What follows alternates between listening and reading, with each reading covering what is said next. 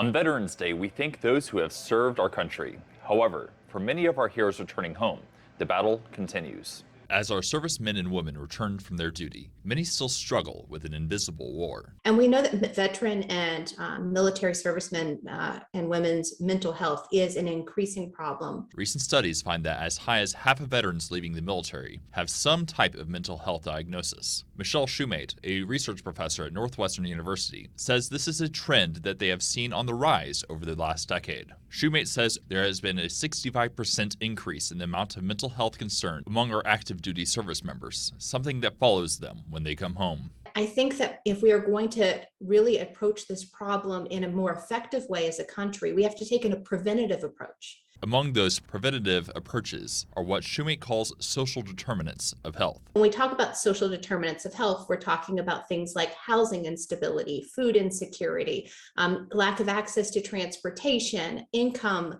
insecurity, and we're looking at poor social connections. One local organization that is trying to address many of these social determinants is Helping Veterans and Families, or HVAF.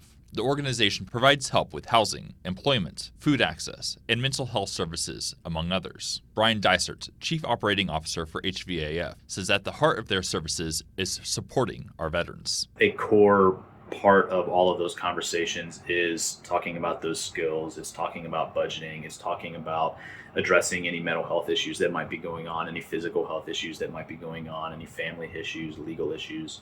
That's all baked into the services that we're providing. Shoemate says more organizations need to work with veterans to reach out to those who are struggling. Veterans are more likely to tell another vet what it is that they're experiencing and more likely to be convinced that it would be all right to reach out for help. Dysert says they are working to provide these supports without forcing them on any of our veterans. Everyone's kind of got their own timeline with how they process things and how they work through things. HVAF has a new program that helps homeless and housing insecure veterans with career skills.